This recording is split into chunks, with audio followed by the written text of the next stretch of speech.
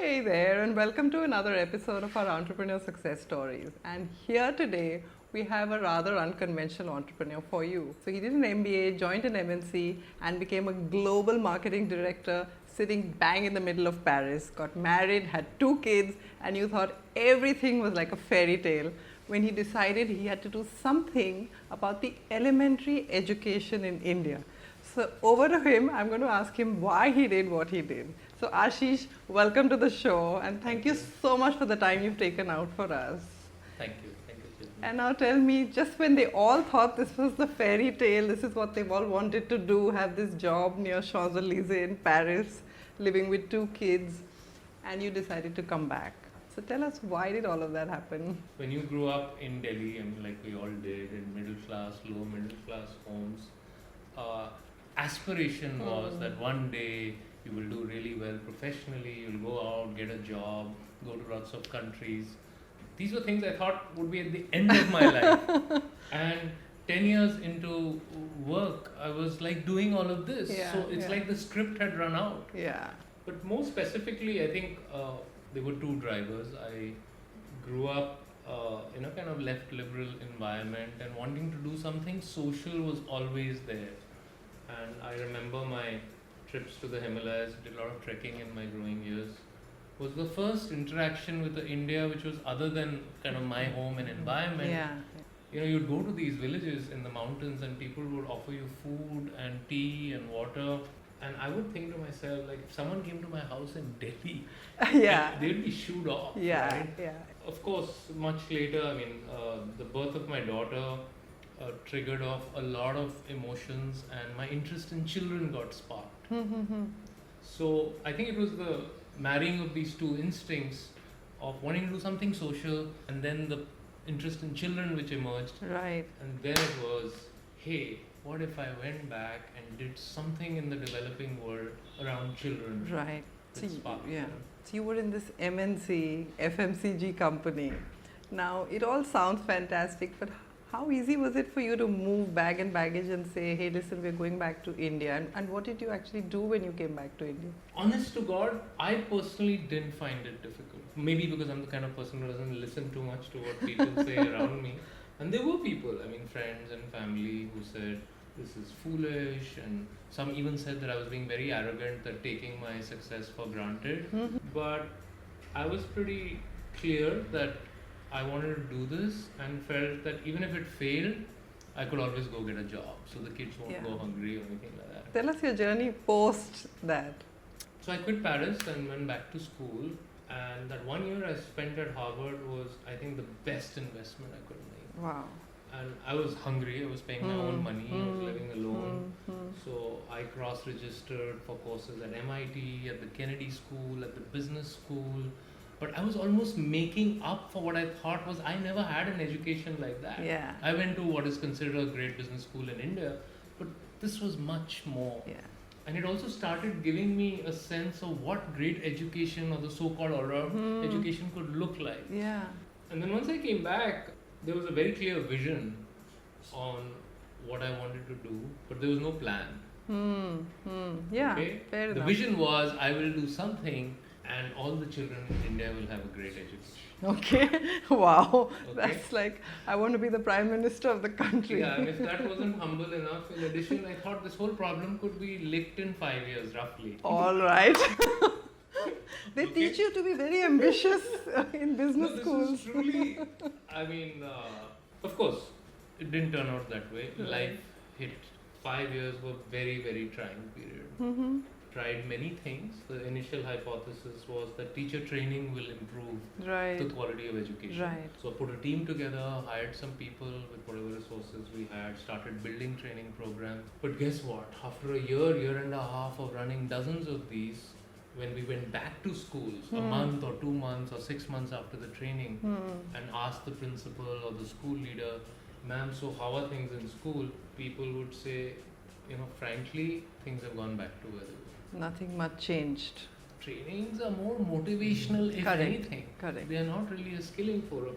Well, I had to kind of do Learn this. that the hard way. I wish I could have come up with this insight before. And similarly, several other things. But none of these models were scalable at all. Or effective. Yeah, I was living off savings. Slowly, that money ran out. Yeah, and because so a lot of personal sacrifice in that period. Hmm. But finally, the upside of all this was that in my desperation, I became a school teacher. You really? Yeah, Okay. that opened my eyes completely. You realized what is it that they needed to be effective, is it? Yeah, first it was a slap in the face, and one young teacher handed me the chalk and said, "Can you teach this class better than me?" And I could not. I didn't have the foggiest idea what she was doing. I was terrified. I never taught myself in that way, right? I was Right. like a trainer dude. You know the 40 Yeah. 40 40 rule. Yeah. 40 kids in 40 degrees centigrade for 40 minutes. It's like a terror zone. So what was I doing? I was reverting like any old teacher, reading out of the book, going to the blackboard, and so the Harvard education didn't rescue you. All your passion and energy didn't rescue you, and that's when it hit me like a rock that there's no technique. So that's how the idea of XSEED was born. Okay. Let's talk about XSEED and the beautiful work that you're doing now. So take us through some of that. So XSEED is really a 4-part toolkit which makes classroom instruction more engaging and more effective. And the 4 parts of XSEED are A, the curriculum. And when I say curriculum, we have gone and built 10,000 lesson plans on how to teach any topic well. Wow, for in class. every single for grade. Every grade, every subject. I can prepare you to teach any lesson tomorrow morning.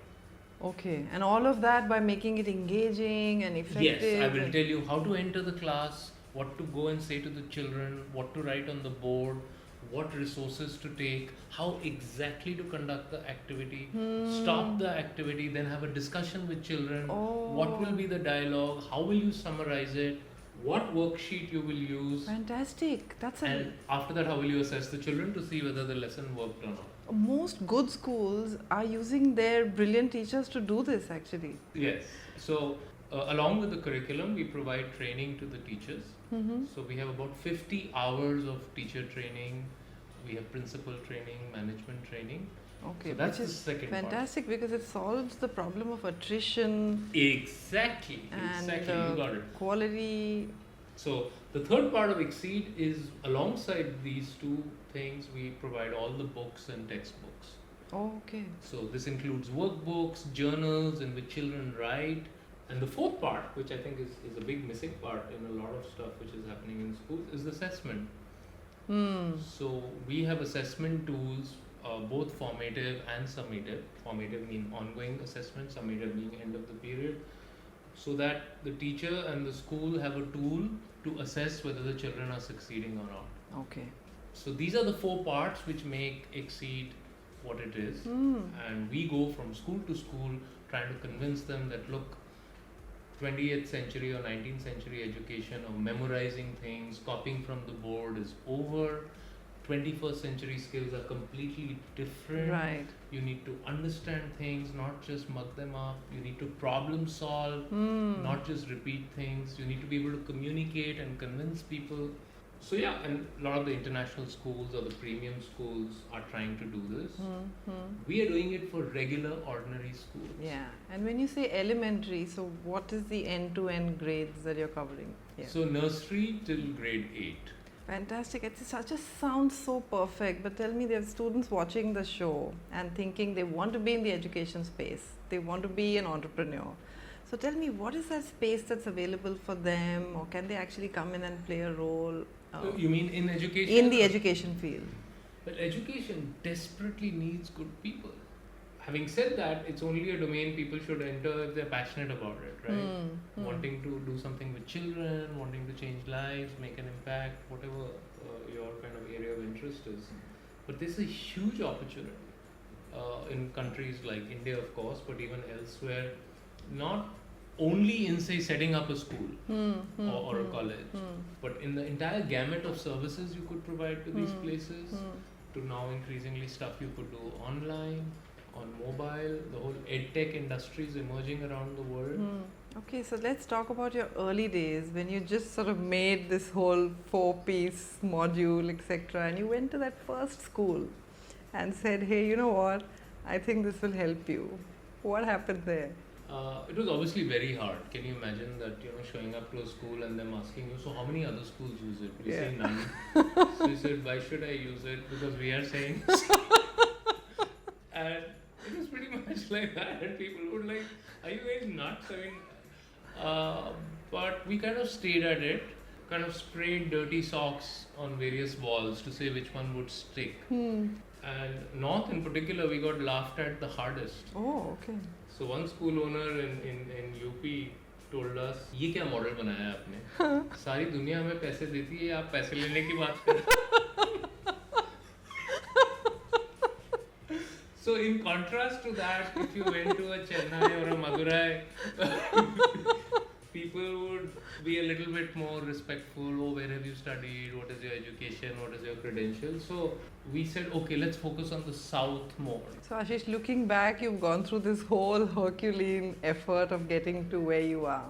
But if you could for once talk to that younger Ashish and give him one advice on doing something like this, what would you tell him to do differently? Oh, not one. I have many. And I don't even know where I would start. But having a plan helps. Mm-hmm. We had a great vision, and I think many things have changed and the vision has not, to take quality education to all children in the world. But knowing exactly how helps. Now, of course, a lot of research, experiment, mistakes was needed, but I think if I had focused on the plan sooner, we would have got to the answer sooner. The second thing is, I think getting the right people on the bus is very. Yeah. I delayed that. Of course, I was very fortunate to have wonderful people at the outset, who were very passionate and committed, and that's what set the company culture. But you also need people who have the experience, the professional skill, and as you start scaling up, by the time you scale up and you start looking, it's too late. Never mix friendship and business would be my counsel. I think another thing which I would do differently is bring in technology sooner. We've done that now. We acquired a company and that's brought in a lot of capability. But I think we lost a couple of years on that, if not more. Few things which we did right. Yes. Which maybe were. I think first is go where the wind is blowing right. So this choice of going to the south, I think, was very, very. The best thing you could do. Oh yes. The second thing is ruthless focus. In the last 8.5 years, people call me up every 6 months, 1 year. So what's new? What's different? What do you do? I said I only do one thing, Yes. and that is XSEED. Yes. Third thing is, numbers are important, growth is important, but value should be the underpinning bedrock of the organization, and that should be clear to everyone. Which has cost us a little bit along the way, but I think that also makes us a special place, and over time it will become a competitive advantage to attract talent. Yes, definitely, because there's a binding force. You know what you're getting into. Correct, and there's nothing as helpful as everybody knowing what is important, Expected, what is yes. right, what is wrong. Were there days when you woke up and felt that it's not going to happen? I think I've got it all wrong. I shouldn't have done this. Were there moments of despair? The former, but never the latter. Okay. Right down to sitting in the bathroom and crying alone, kind of bad times. Honest to God, not even once for a second thought that I shouldn't have done it or I want to go back. Never. Wow, that takes a lot of commitment and passion to the vision. I guess so. I don't know how much credit I can take for it. Maybe it's the nature of the work. Maybe it's a little bit the kind of person I am. But thank God for that.